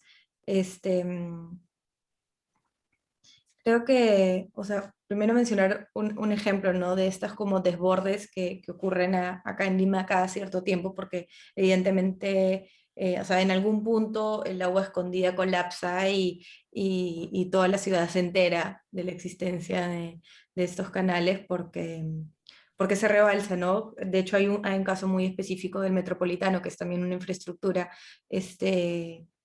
no tan, o sea, reciente, ¿no? de modernidad, que permite finalmente llegar a más personas de la ciudad a los lugares a donde tienen que llegar. Atravesó parte del recorrido del Canal de Surco y ese encuentro hace que cada cierto tiempo se desborde el agua. Entonces es como una situación simbólica muy evidente que además es cíclica, ¿no? O sea, vuelve a pasar y vuelve a pasar, no hay cómo solucionarla.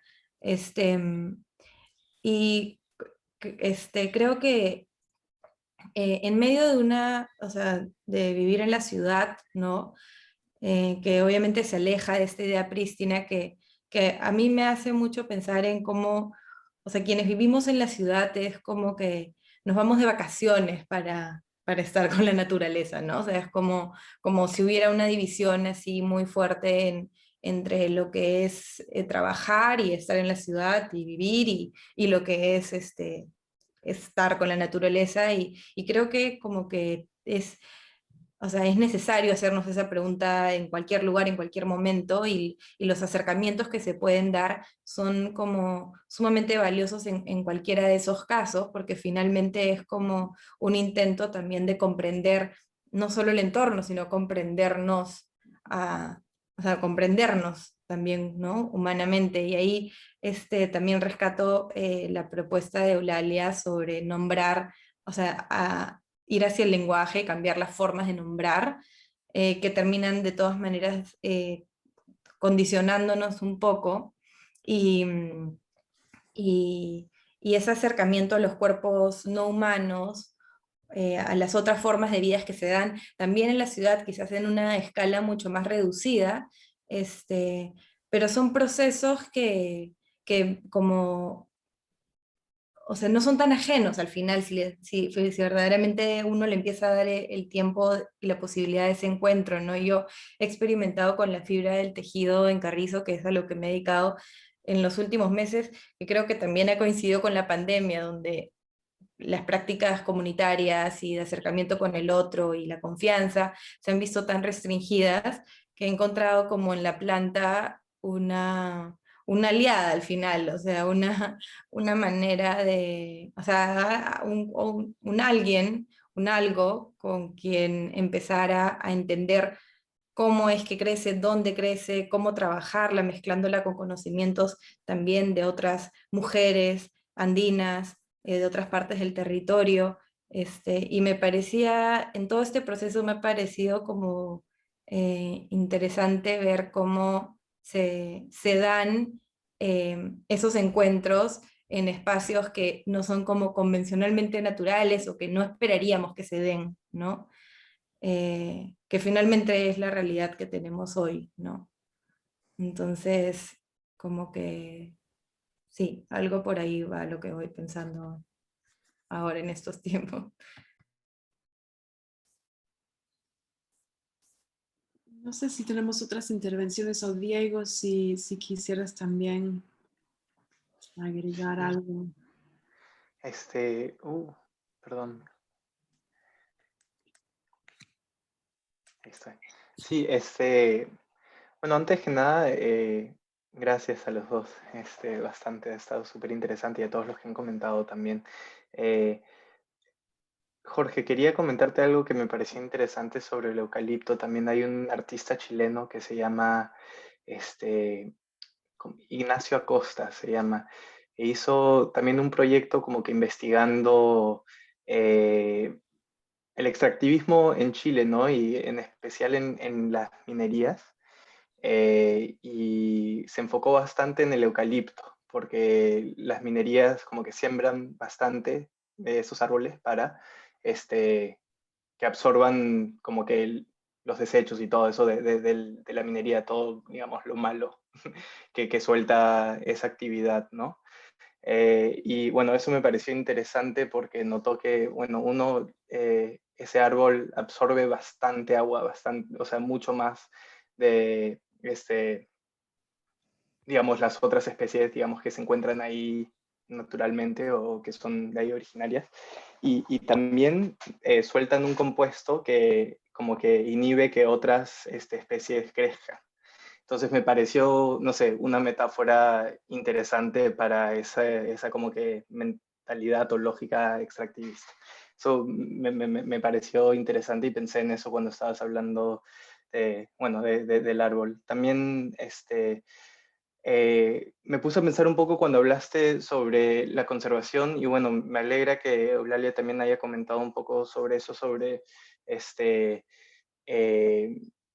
hablemos de comunidades más que humanas, ¿no? Que no solo hablemos del humano cuando decimos comunidad.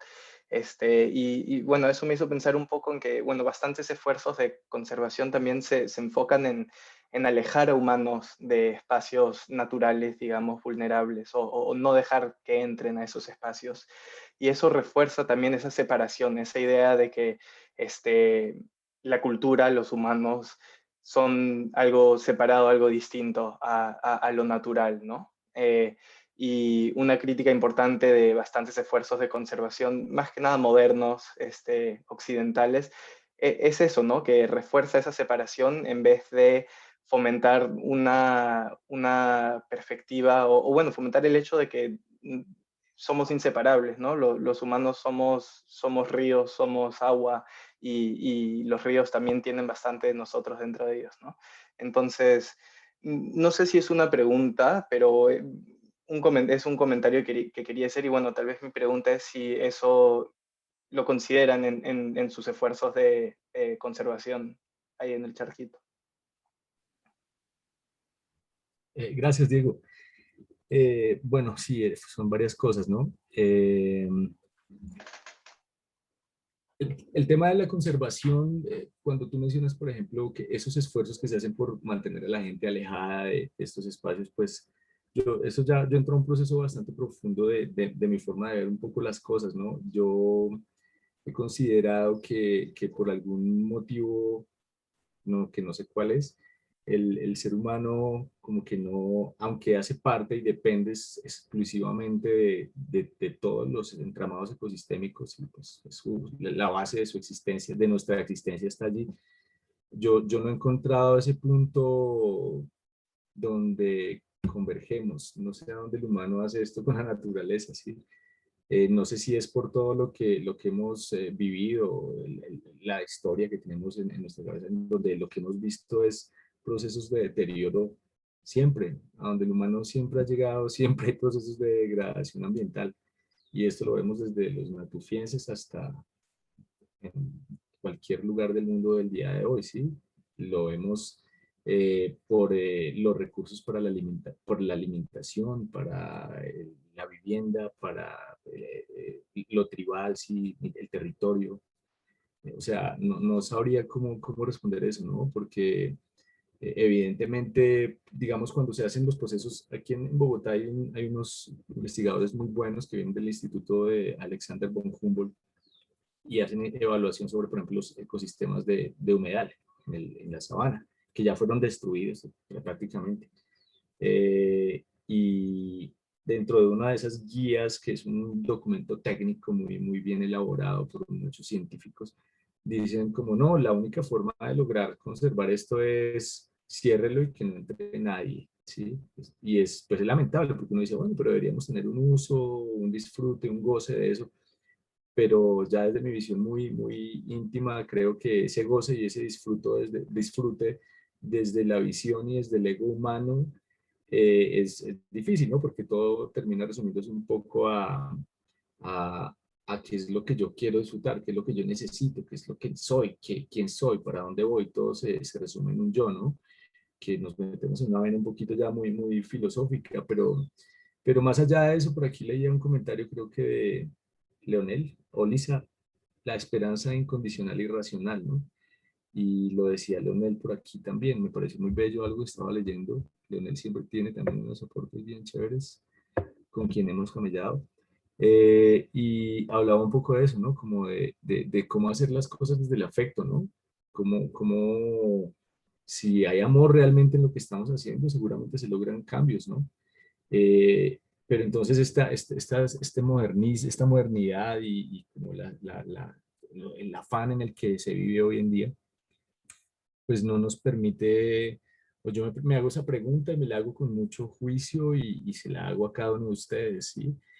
Yo, por ejemplo, sé que en Alemania hay unas normas para hacer la disposición de sus residuos sólidos, entonces si yo saco mi basura revuelta, o pues por lo menos así era en una de estas ciudades, pero en la gran mayoría de lugares no pasa eso, sí. Entonces yo veo, por ejemplo, es la cultura, la falta de la cultura, no, la falta de información y de capacitación y de interés, ¿no? Del humano.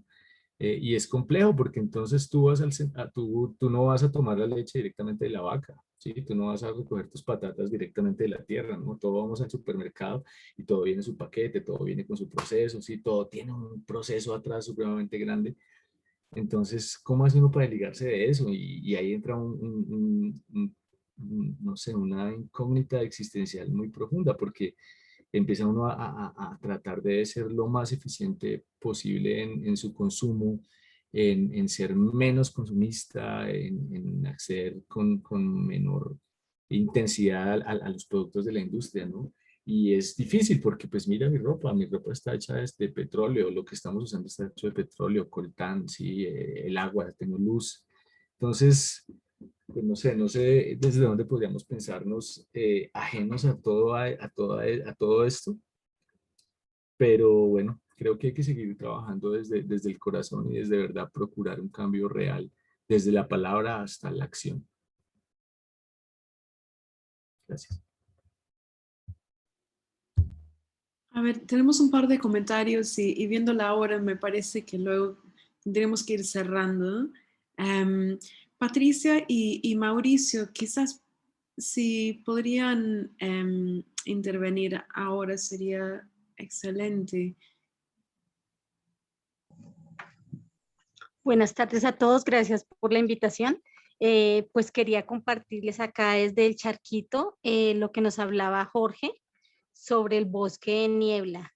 O sea, hoy estuvo haciendo un día bastante soleado y ya pues se ve la nieblina sobre las montañas y no sé si ustedes alcanzan a ver, pues nuestro río Bogotá se ve al fondo contaminado, lo blanco que se ve pues es la espuma de los jabones y de toda la contaminación que viene ya de la ciudad. Eso tenía para decirles y muchas gracias por todo lo que se ha aprendido en este conversatorio. Muchas gracias por compartir eso. Mil sí. gracias, sí. Es hermoso poder verlo. Sí. Y Mauricio, si deseas intervenir, bienvenido. Sí, ya me escuchan.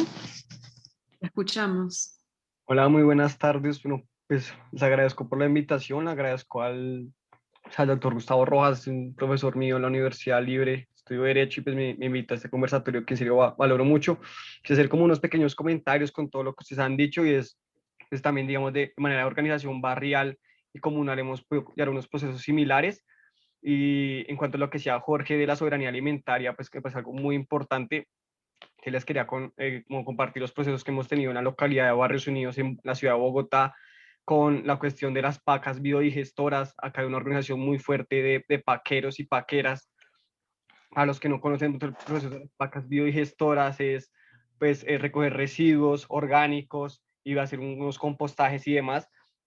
Y en muchos casos también sirven, digamos, para cultivar productos y lo que se hacen son huertas comunitarias, lo que se ha hecho, digamos, aquí en la localidad de Barrios Unidos, y eso siempre ha estado como enlazado con la red de humedal del Salitre, la humedal del Salitre que ha ubicado en la localidad de Barrios Unidos, y pues tenemos una red, digamos, como muy grande, no solo de cultivos, sino también de conservación ambiental, porque es un humedal donde llegan muchas veces las tinguas azules, que tienen a tener una afectación, digamos, ambiental por los edificios y demás. Entonces buscamos como a veces poder rescatarlas y cuidarlas.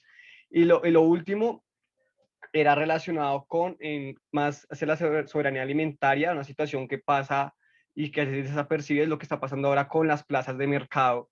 Las plazas de mercado tienen una incidencia en la soberanía alimentaria porque no simplemente son puntos comerciales. Uno no puede comparar una plaza de mercado con un punto comercial como el Carulla simplemente porque los dos vendan verduras y frutas. El énfasis de una plaza de mercado es defender la soberanía alimentaria y defender la producción nacional. Y ahorita, digamos, hemos podido llevar unas peleas, unas luchas organizadas, que también es un punto muy importante, que yo considero que solo con la organización es cuando podemos avanzar. Y es que hemos podido defender las plazas de mercado de una idea que tiene el Instituto del IPES de cambiarles, digamos, su función social, y es volverlos, digamos, era una cuestión de que al lado de un puesto de papas te puedan meter un puesto de divisas o un puesto para que te vendan tiquetes de viajes para irte a cualquier parte. Entonces cambia como todo ese enfoque social que tiene las plazas de mercado. La gente se ha organizado en cuanto a eso, no solo el beneficio que obviamente ellos pues ganan dinero, hay que decirlo, la gente que trabaja ahí, pero también es una manera de defender la soberanía alimentaria y la producción nacional, porque muchas de esas personas que tienen sus puestos ahí, unos son productores agrícolas que traen sus productos a ofrecerlos a la ciudad, o muchos otros son que les compran directamente a campesinos y evitan, digamos, toda esta cuestión de los intermediarios y lo que hemos visto ahorita, la afectación cuanto digamos al paro nacional de la afectación que tiene el agro, que pues está supremamente afectado con todos los TLCs. Digamos, esa gente tiene un nivel, digamos, de conciencia muy grande, ellos entienden cómo son los tratados de libre comercio, cómo los han afectado a la industria colombiana. Y ya en sí, este sí sería el último punto, hemos llevado otros procesos ya un poco, digamos, más diferentes al medio ambiente, pero el punto central es que realmente la gente en los barrios se organiza y mediante diferentes organizaciones de juntas de acción comunal, comités y demás, logran muchos procesos como los que contaba Jorge del Charquito, y pues considero que son muy importantes esos procesos y que es muy bueno visibilizar a estos, digámoslo así, héroes y heroínas que muchas veces nosotros no los vemos, pero que están en la cotidianidad, que son la persona que está en la esquina del barrio, de los de la tienda, pero que se organizan y crean un tejido social muy inmenso y pues que combaten día a día tendencias neoliberales y patriarcales, diría yo. Y nada, como compartirles eso y muchas gracias por el espacio. Gracias.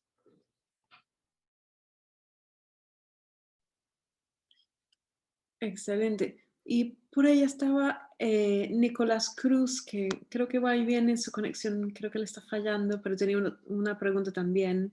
Pero no sé si quisieran reflexionar acerca de lo que nos comentaba ahorita Mauricio, ¿no? De otros ejemplos de, ¿no?, comercialización. Sí, sí, yo antes, digamos que nada, quisiera decirle a Mauricio que nos deje por ahí su contacto, sería muy chévere porque yo estoy muy en contacto con Barrios Unidos todo el tiempo, pues vivo, pues mi hermano vive allá, pues entonces estoy muy cercano, sería muy chévere poder acercarnos y de pronto conversar un poco. Y pues lo que nos mencionaba del IPES y esto, pues es algo grave, ¿no? Lo que vemos es más bien como una mercantilización de los lugares y de la vida, ¿no? Continuamos en lo mismo, ¿no? Entonces, como bien lo mencionaba Mauricio, pues las plazas de mercado creo que en Latinoamérica son muy comunes, ¿no? Tenemos sitios donde llega la producción directamente del campo, transporte a la ciudad, pero en todo este proceso de, digamos, de crecimiento y el desarrollo y el fortalecimiento del modelo neoliberal, pues entonces todo tiene que pasar a través de las grandes superficies de mercado, ¿no? Entonces tenemos al Carulla, a los Éxito, que ya sabemos todo lo que pasa. Entonces, pues muy importante lo que menciona Mauricio. Sería muy chévere poder también ver cuáles son esos procesos que se han dado, porque finalmente son también resistencias que se dan desde lo urbano, ¿no? Que es fundamental. Y yo, pues, como ustedes saben, Colombia tiene en este momento un momento bastante complejo, pero es un momento que busca unas transformaciones y creo que más allá de la violencia y todo lo que desata esta situación, sí hay un grupo de jóvenes con un mayor pensamiento crítico, con mayor formación, con mayor conocimiento sobre su propia realidad y es profundamente emocionante porque hace 15 años no se veía lo mismo. Entonces, pues Mauricio, felicitaciones y déjanos por ahí tu contacto, a ver si un día conversamos.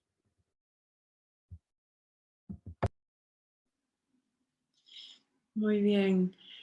Pues Emilio, Diego, vamos a cerrar, ¿cierto? Sí, ok, excelente. Pues entonces quiero agradecer a todos que han compartido el día de hoy en el público, nuestros dos ponentes, Patricia que nos trajo el río hasta la pantalla y logramos incluso conectar con el lago de Maracaibo, lo cual es realmente muy linda, ¿no?, como experiencia. Los invitamos a seguir a las actividades de la Escuela de Pensamiento Ambiental y de la Paz en las redes, en Instagram. Y pues el trabajo de Ale está en Entre Ríos y de ahí pues también pueden llegar a su página web. Esta es la última semana de la exposición Live Streams. Entonces, Diego, no sé si quieres informar sobre las novedades del vídeo que tenemos en la plataforma y la actividad del jueves. Eso sí, bueno, el video en la galería, ¿dices, Lisa? ¿Te referías a eso? Ah, bueno, sí, tenemos un video donde hago como que un pequeño recorrido de la muestra física, de la muestra que está dentro de la galería, porque ha sido un esfuerzo también digital. Hemos tenido esas dos como que partes, ¿no? Y Lisa, no sé si lo puedes poner en el chat ahí. Ahí está, Entre Ríos en live stream. Entonces pueden entrar ahí y ver ese video y recorrer la muestra. Y bueno, sobre el evento del jueves, justo Ale, tú dijiste en algún momento cuando estabas presentando Surco Sonante, bueno, preguntaste en qué momento dejamos de escuchar los sonidos del río, ¿no? Y me pareció súper pertinente a la sesión que vamos a tener el jueves con Leonel Vázquez. Leonel dice que, bueno, que el agua y las piedras dentro de los ríos no son silenciosas y que los seres humanos intentan esconder esos sonidos, ¿no? Y bueno, el jueves les invitamos a escuchar, como escuchamos hoy, bastantes sonidos del río, en una sesión de meditación con el artista colombiano Leonel. Va a ser a la misma hora, a las 12 p.m. hora Colombia, 12 p.m. hora Lima y 6 en UK, en Inglaterra acá. Y ahí les dejo en el chat. Lisa, si podrías poner al toque el... Sí, estoy buscando el enlace. El enlace, sí, no sé si de Art Exchange tal vez. O si no, si entran a la página de Entre Ríos de live streams, Ahorita en los eventos también se puede ver. ¿El de Leonel? El de Leonel. Acá lo tengo. Sí. Ok. Y... Ahí está. Eso, perfecto. Bueno, ahí y está bueno, directo, sí, estaría buenísimo verlos a todos el jueves. En verdad, sí, estaría bien bonito que puedan venir. Y eso. Listo. Emilio, ¿algo que quisieras agregar o Ale o Jorge antes de cerrar? Sí, yo nada más muchas gracias y recordarles esto que dejar abierta la pregunta sobre las prácticas artísticas como motor de estas comunidades más que humanas. Me parece interesante, con cuidado, notar que los 3 nominados para el premio Turner son en prácticas artísticas relacionadas con social engagement, con involucramiento con la sociedad. Digo cuidado porque pues viene del premio Turner, ¿no? Y es importante pensar en los artistas que están haciendo prácticas en comunidades más que humanas en los sitios en los que estamos. Pero me parece como importantísimo que la práctica artística sea esta herramienta que estira la liga, ¿no? Que estira la liga de lo que podemos hacer, de pensar el mundo del modo en el que lo hemos pensado, ¿no? Muy bien. Bien, yo quisiera así intervenir rápidamente. Pues nada, agradecerles también por todo el momento, el espacio, muy bello espacio. Felicitar a Alejandra por ese maravilloso trabajo también. Y pues nada, creo que seguiremos construyendo y tejiendo hilos de agua. Allá nos veremos el jueves, espero, con Leonel y Emilio, Lisa, Diego. Muchas gracias y a todos los participantes. Súper, muchas gracias. Igual, muchísimas gracias por la oportunidad y felicitaciones, Jorge, por tu trabajo. Nos vemos el jueves para la sesión de Leonel. Eso, a escuchar y razonar. Sí. Bien. Bueno, gracias a todos.